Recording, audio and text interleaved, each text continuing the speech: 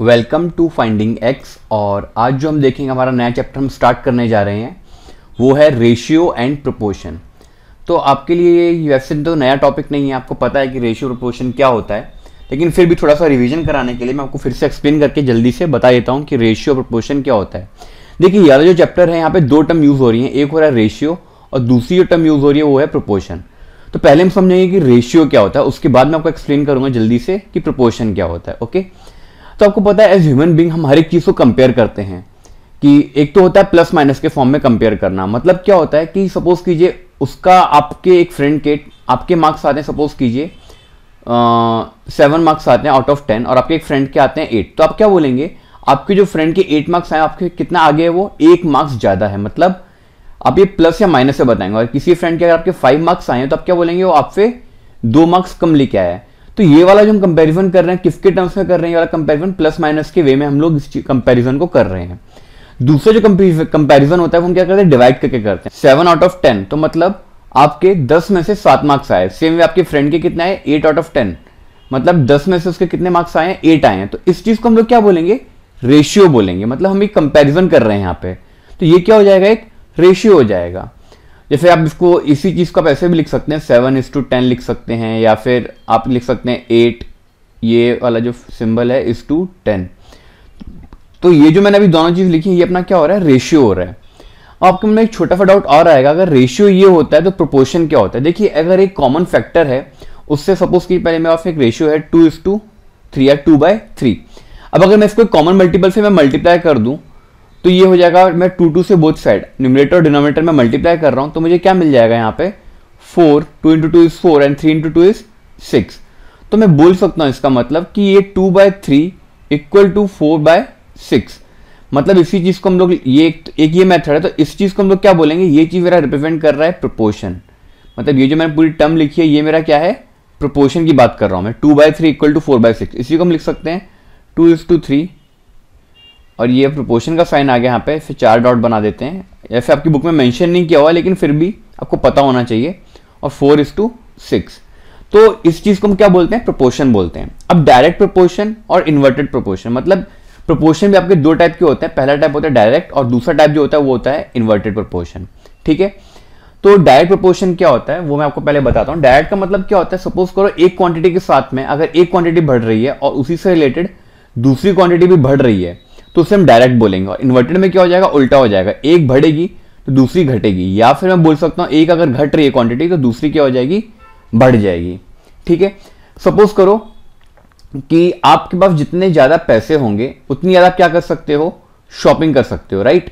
तो आपके जब जितना ज्यादा आपका बजट होगा उतना आप महंगा आइटम ले सकते हो, तो ये डायरेक्ट प्रोपोर्शन हो गया। ठीक है, अब अगर इन्वर्टेड प्रोपोर्शन की हम लोग बात करें तो इन्वर्टेड का मतलब क्या होगा कि जितने सेम वे में आपके जितने कम पैसे होंगे, पहले डायरेक्ट प्रोपोर्शन में एक और एग्जांपल, जितने कम पैसे होंगे उतनी ही कम आप शॉपिंग कर पाओगे। तो ये चीज हमारे किस चीज का एग्जांपल हो रहा है, डायरेक्ट प्रोपोर्शन का एग्जांपल हो रहा है। इन्वर्टेड में क्या होगा कि सपोज करो जितनी ज्यादा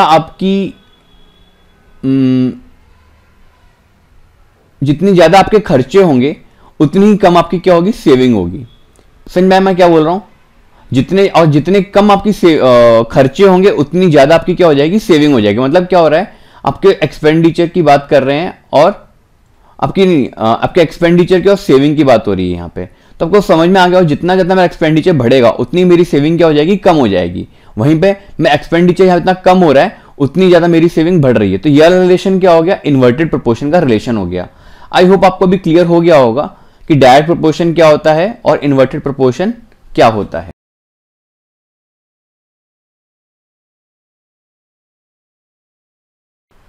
इस क्वेश्चन में देखिए आप ध्यान से क्या बोल रहा है, इस क्वेश्चन में बोल रहा है from the following pairs of number find the reduced form of ratio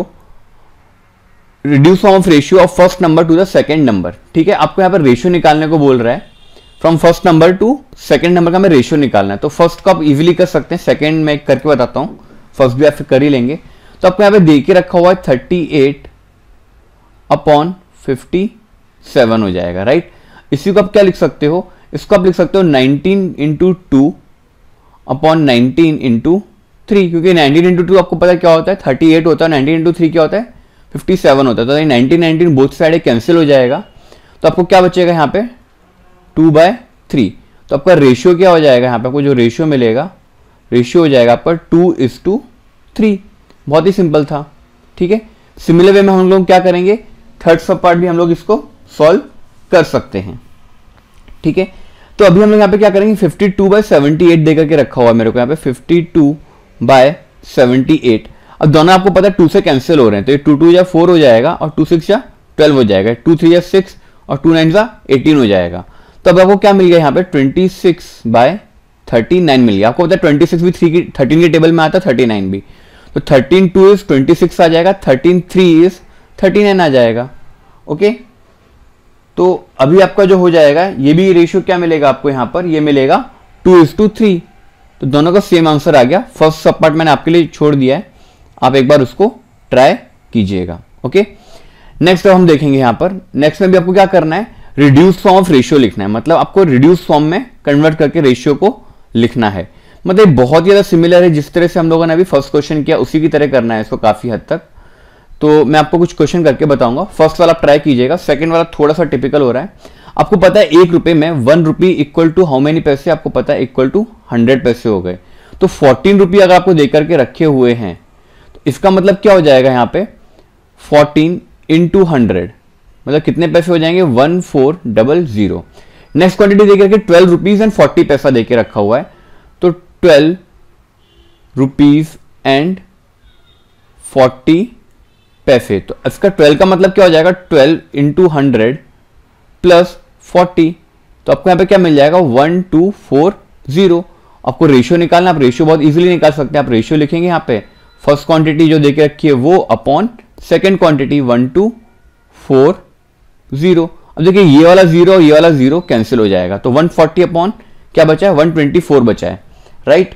तो अभी हम लोग यहाँ पे क्या करेंगे, कैंसिलेशन करेंगे। तो इसको अगर मैं 2 से कैंसिल करता हूँ 140 को, तो 2 7 इज 14 और 0 का 0 आ जाएगा, 2 6 या 12 एंड 2 2 या 4, 70 अपॉन 62 आ गया, राइट। तो मैं इसका पे लिख दूंगा 70 अपॉन 62। फिर से अगेन आपको पता है ये 2 से कैंसिल हो रहे हैं, तो 70 को 2 से अगर मैं करूंगा तो क्या मिलेगा 35 मिलेगा। इसको करूंगा 2 से तो 2 3 या 6 और 3 1 या 3, तो क्या मिल जाएगा 35/31। तो आपका रेशियो क्या हो जाएगा, हमको जो निकालना था रेशियो आपने निकाल लिया। अब यहाँ पे हो जाएगा 35:31, ओके। अब देखिए यहाँ पे जो छोटी क्वांटिटी होती है, इस क्वेश्चन में मैंने क्या किया, यहाँ पे जो छोटी क्वांटिटी उसके अंदर कन्वर्ट किया। फिर छोटी क्वांटिटी पैसे देके रखी है, तो सभी को मैंने क्या कर दिया पैसे में कन्वर्ट कर दिया। तो बहुत इजी हो गया मेरे लिए इसको सॉल्व करना, ठीक है। अब थर्ड सब पार्ट देखते हैं। इसके अंदर बोल रहा है 5 लीटर और 2500 ml। तो पहले हम लीटर को क्या करेंगे ml में कन्वर्ट करेंगे। तो आपको पता है 1 लीटर जो होता है, 1 लीटर इक्वल टू होता है 1000 मिलीलीटर। तो आपका 5 लीटर कितना हो जाएगा, 5 लीटर हो जाएगा आपका 5 × 1000, ये कितना आ जाएगा 5000 मिलीलीटर हो जाएगा, ओके। अब हमको रेशियो निकालना है, तो हम लोग क्या करेंगे, रेशियो हमारा आ जाएगा 5L अपॉन 2500 ml। तो 5 लीटर को मैंने भी कन्वर्ट किया, तो क्या हो जाएगा ये 5000 ml अपॉन 2500 ml हो रहा है। तो ये 0000 लास्ट के 2 0 कैंसिल हो गए, 25 1 इज 25, 25 2 क्या होता है 50 होता है। तो हमारा रेशियो क्या आ गया 2/1 आ रहा है। तो हमको जो रिक्वायर्ड रेशियो था उसको हम लोग लिख सकते हैं इक्वल टू क्या हो जाएगा 2:1 हो जाएगा। आई होप आपको ये चीज भी अच्छे से समझ में आ गई होगी, ठीक है। सिमिलर वे में आपको ये सारे के सारे सब क्वेश्चन ट्राई करने हैं। मुझे पता है कि आप लोग कर लेंगे, इतना कुछ डिफिकल्ट है नहीं। आपको पता है जैसे यहाँ पे 3 years 4 months देके रखा हुआ, तो 1 year इक्वल टू क्या होता है आपको पता है 12 month होता है। उसके अकॉर्डिंग पहली क्वांटिटी को भी कन्वर्ट करना होगा इसके अंदर में, और सेकंड क्वांटिटी को भी कन्वर्ट करना होगा, और फिर दोनों नंबर को हमें क्या करना होगा डिवाइड करना होगा। बहुत ही बेसिक है और बहुत ही सिंपल है। सेम वे 5th भी है और 6th सब पार्ट भी है। आप ये सारे सब पार्ट एक बार ट्राई करेंगे, हमेशा की तरह जो मैं बोलता हूँ नोटबुक लेकर बैठे होंगे, ट्राई कर रहे होंगे, और ट्राई करेंगे तो आपको बहुत ही ईजी लगने लगेगा। अब हम मूव करेंगे अपने थर्ड क्वेश्चन की तरफ में। यहां पे बोल रहा है कि हमको जो गिवन परसेंटेज है उससे हमें रिड्यूस्ड फॉर्म में कन्वर्ट करना है। ये भी बहुत सिंपल है। देखिए 75/100 देकर के रखा है आपको, 75/100 लिखा है, तो इसको हम लोग लिख देंगे 75/100। इसको कैंसिल करना, आपको पता है 75 भी 25 के टेबल में आएगा और 100 भी 25 की टेबल में आएगा। तो 25 × 3 होता है 75 और 25 × 4 होता है 100। तो हमको क्या मिल गया 3/2 4। ठीक है, सिमिलर है, बहुत सिमिलर है सेकंड सब पार्ट भी। अब देखिए ये वाले सब क्वेश्चन में यहाँ पे परसेंटेज देके रखा होगा, आपको पता है परसेंटेज अगर देके रखा है तो उसके अपॉन में हम लोग क्या करते हैं 100 लगा देते हैं यहाँ पर। ठीक है, क्योंकि यहाँ पे डेसिमल देके रखा है, डेसिमल में 2 डिजिट है, पहला डिजिट 2 है और दूसरा डिजिट क्या है ये 5 है, तो हम लोग क्या करेंगे यहाँ पे 625 आ जाएगा, अपॉन 100 है तो 100 के आगे 2 0 और आ जाएंगे। ठीक है, तो 625 को क्या लिख सकते हैं 25 इंटू 25 लिख सकते हैं। ठीक है, और ये 100 को आप क्या लिख सकते, 10,000 देके रखा हुआ है 100 नहीं, तो 10,000 कब लिख सकते हैं यहाँ पर 25 इंटू 400 लिख सकते हैं आप यहाँ पे। ठीक है, तो 25 कैंसिल हो जाएगा, 25 अपॉन 400 बचेगा, तो फिर से आप इसको डिवाइड करेंगे तो 25 1 इज 25 16 मिल जाएगा आपको यहाँ पे। तो हमारा जो रेशियो हो जाएगा, आप डिवाइड करके देखना एक बार, जो नोटबुक लेके बैठे हैं तो सॉल्व कीजिए मेरे साथ में ही, तो आपको क्या मिल जाएगा यहाँ पे 1/16। देयरफॉर आपका जो रेशियो मिलेगा आपको यहाँ पे, रेशियो आपका हो जाएगा यहाँ पे 1:16 अगर रेशियो लिखना चाहें तो, बट इतना भी लिखेंगे 1/16 तो इज मोर देन इनफ।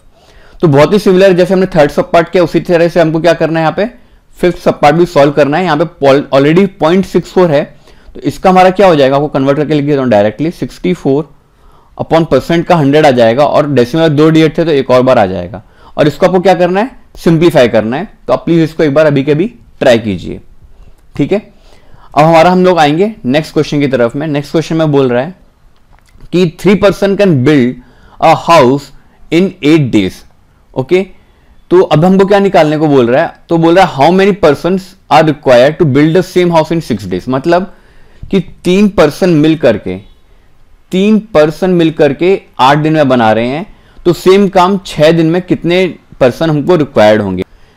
देखिए अभी यहां पर आपका क्या हो जाएगा, पर्सन्स हैं और यहाँ पे क्या है डेज है, तो ये क्या बोल रहा है पहली कंडीशन क्या, अगर 3 पर्सन है तो डे कितने लग रहे हैं 8 लग रहे हैं, तो 6 days लगेंगे। मतलब डे नंबर ऑफ डे अगर मेरे कम होंगे तो नंबर ऑफ पर्सन क्या हो जाएंगे यहाँ पर बढ़ जाएंगे।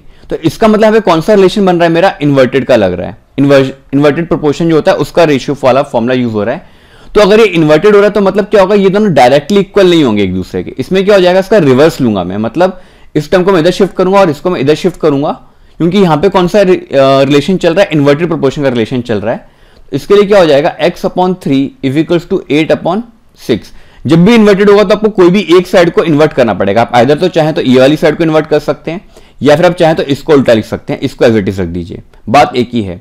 ठीक है, तो यहां पे क्या हो जाएगा, अभी मेरा ये जो था अभी हम लोग से सॉल्व करेंगे, तो यहां पे क्या मिल जाएगा x इक्वल टू 8/6 इंटू 3 आ जाएगा, तो 3 1 जा 3, 3 2 जा 6 हो जाएगा, तो 2 1 जा 2 और 2 2 जा 2 4 जा 8 हो जाएगा, राइट। तो यहां पे मुझे क्या मिल जाएगा, मतलब मेरे कितने पर्सन रिक्वायर्ड होंगे अभी 4। आई होप आपको ये समझ में आ गया होगा। यही एक सिंगल क्वेश्चन है जो इन्वर्टेड प्रोपोर्शन पे आपको इस प्रैक्टिस सेट में गिवन है। ओके, अब नेक्स्ट बोल रहा है कि हमको जो रेशियो गिवन है उनको हमें परसेंटेज में कन्वर्ट करना है। इसका मतलब सिंपल है, कुछ भी नहीं करना है, जो रेशियो देके रखा हुआ है उसको हम लोग क्या करेंगे 100 से मल्टीप्लाई कर देंगे। ठीक है, तो 15/25 इंटू 100 कर दूंगा तो मेरा परसेंटेज में कन्वर्ट होगा। 25 इंटू 4 हो जाएगा, तो 15 इंटू 4 क्या होता है आपको पता है 60 होता है, तो ये 60% हो गया। नेक्स्ट सेकंड सब पढ़ा पे एक बार ट्राई कीजिएगा, तो 7/10 है, इंटू मैं 100 कर दूंगा इसको भी, तो 0 से 0 कैंसिल, 7 इंटू 10 क्या होता है 70, तो ये क्या हो जाएगा 70% हो जाएगा, राइट। 546/600 देके रखा हुआ है, इसको भी मैं 100 से मल्टीप्लाई करूंगा, तो ये 2 0 इससे कैंसिल हो जाएंगे, तो 6 को मैं इसे डिवाइड करूंगा तो मुझे यहाँ पे क्या मिलेगा 6 9 54 और 6 1 6, तो 91% इसका आंसर हो जाएगा। फिक्स सब पार्ट आप ट्राई कीजिएगा, ठीक है, ये मैं आपके लिए छोड़ रहा हूं। नेक्स्ट हम देखेंगे the ratio of ages of Abha and her mother is 2:5। At the time of Abha's birth her mother's age was 27 years. ठीक है, find the present age of Abha and her mother.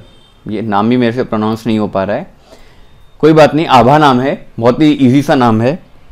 तो यहां पे क्या बोल रहा है, रेशियो जो है आभा और उसकी मदर का 2:5 है, तो इसका मतलब क्या हो गया, आभा की जो एज होगी, यहां पे देखिए हम लोग पहले कॉमन जो रेशियो है वो अज्यूम कर लेंगे। Let the common multiple of ratio, common multiple of ratio be x. ठीक है, तो आभा एज, आभा की और अपॉन मदर की जो एज का रेशियो आ रहा है वो 2x अपॉन क्या आ जाएगा, 5x आ जाएगा। और मेन कंडीशन जो देके रखी हुई है कि आभा के बर्थ के टाइम पे उसकी मदर की एज जो थी 27 ईयर थी, मतलब जब आभा पैदा भी नहीं हुई थी। इसका मतलब क्या हो गया, 5x माइनस 2x, मतलब उसकी एज हमने माइनस कर दी, तो मदर की एज कितनी थी, 27 थी। ठीक है, तो 5x माइनस 2x हमको 3x मिल गया, तो इक्वल टू 27, तो x इक्वल टू क्या हो जाएगा, 27 अपॉन 3 हो जाएगा, तो x इक्वल टू क्या आ जाएगा, 9 आ जाएगा। ठीक है, तो हम लोगों ने अज्यूम किया था, तो उसके अकॉर्डिंग क्या हो रही है, आभा की एज कितनी हो रही थी, 2x, तो आभा की एज कितनी हो जाएगी, आभास एज इक्वल टू 2x, और x की वैल्यू आपको क्या मिली है, 9 मिली है, तो 2 इंटू 9 इक्वल टू क्या हो जाएगा, 18 ईयर्स। और मदर एज क्या हो जाएगी, मदर एज हमको अज्यूम की थी 5x हो जाएगी, तो यहां पे क्या आ जाएगा, 5 इंटू 9 इक्वल टू क्या हो जाएगा, 5 9 इज 45 ईयर्स। ठीक है, ये आप लिख देंगे यहां पे। मैं आपको सिर्फ यहाँ पे लॉजिक एक्सप्लेन कर रहा हूँ, स्टेटमेंट वगैरह कैसे लिखना आप, मुझे पता है कि आप बहुत इजीली लिख लेंगे, ये कोई बड़ी बात नहीं आपके लिए स्टेटमेंट कैसे लिखना होता है। अब हम आएंगे अपने नेक्स्ट क्वेश्चन की तरफ। यहाँ पे बोला present age of Vatsala and Sara, तो देखिए वहां पे वत्सला की एज आप लिख दीजिएगा क्वेश्चन के अंदर में कि वत्सला एज गिवन है हमको 14 ईयर्स, सारा की एज जो है वो गिवन है हमको 10 ईयर्स। ठीक है, और ये बोला कितने ईयर्स के बाद में उनका रेशियो जो आएगा 5:4 होगा, ये पूछ रहा है हमको यहाँ पे। तो हम लोग यहाँ पे क्या करेंगे, let after x years, let after x years ratio will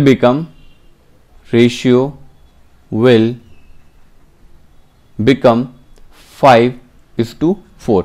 तो मतलब क्या हो जाएगा, देखिए वत्सला एंड सारा की जो एज हो जाएगी, मतलब क्या हो जाएगा, x plus 14 upon x plus 10 के बाद, मतलब जो एज था वो हमने ऐड कर दिया, यहाँ पे x हमने अज्यूम किया था यहाँ पर, तो ये यहाँ पे क्या आ जाएगा, वो रेशियो क्या देके रखा हुआ है, 5:4 कर दूंगा। अब हम इसको क्या करेंगे, क्रॉस मल्टीप्लाई करेंगे। ठीक है, तो यहाँ पे क्रॉस मल्टीप्लाई करूंगा तो 4 इंटू क्या हो जाएगा, x प्लस 14 आ जाएगा, और यहाँ पे क्या आ जाएगा, 5 इंटू एक्स प्लस 10 आ जाएगा। और इस इक्वेशन को आपको क्या करना है, लीनियर इक्वेशन को सॉल्व करना है। ठीक है, तो अभी हम इस इक्वेशन को सॉल्व करेंगे यहाँ पर। तो 4 इंटू एक्स क्या हो जाएगा मेरा, 4 into x is 4x plus 14 into 4 करेंगे तो मुझे क्या मिलेगा, यहां पर मुझे मिलेगा 56 इक्वल टू 5 इंटू एक्स करूंगा तो मिल जाएगा 5x प्लस 50। ठीक है, अब ये 4x जो है मैं इधर लेके आऊंगा, क्योंकि x से x की टर्म को माइनस करेंगे, 50 को मैं इधर से इधर ट्रांसफर करूंगा। ठीक है, तो नेक्स्ट स्टेप में वही चीज करूंगा, यहाँ पे 56 प्लस का 50 इस साइड ट्रांसफर हुआ, माइनस का 50 हो गया, 5x तो उधर का उधर ही रहा, और ये 4x को मैं लेके जा रहा हूं, तो यहाँ पे क्या हो जाएगा, 4x प्लस का था तो माइनस का हो जाएगा, तो मुझे मिल जाएगा x इक्वल टू मतलब कितना हो जाएगा, 56 माइनस 50 करूंगा तो 6 मिल जाएगा। तो हमें आंसर मिल गया, therefore after 6 years, after 6 years their ratio will be, their age ratio will be 5:4। Okay, आपका नेक्स्ट सब क्वेश्चन जो है 8 सब क्वेश्चन, मैंने अभी आपके लिए 2 क्वेश्चन सब सॉल्व किए हैं, स्टेटमेंट वर्क प्रॉब्लम जो थे रेशियो से रिगार्डिंग में। तो आप ये वाले क्वेश्चन के बाद ट्राई कीजिएगा, अगर समझ में नहीं आता तो प्लीज मुझे बताइएगा, मैं आपको एक्सप्लेन करूंगा कि इसको कैसे सॉल्व करना है, और कोई हिंट भी चाहिए होगी तो मुझे बताइएगा। आई होप आपको मेरे वीडियो पसंद आ रहे होंगे, पसंद आ रहे हो तो प्लीज लाइक कीजिए, शेयर कीजिए, कमेंट कीजिए और सब्सक्राइब कीजिए अगर आपने मेरे चैनल को अभी तक सब्सक्राइब नहीं किया है। मैं आपके लिए और भी ऐसे अच्छे अच्छे वीडियोस, टिप्स एंड ट्रिक्स बना करके डालता रहूंगा।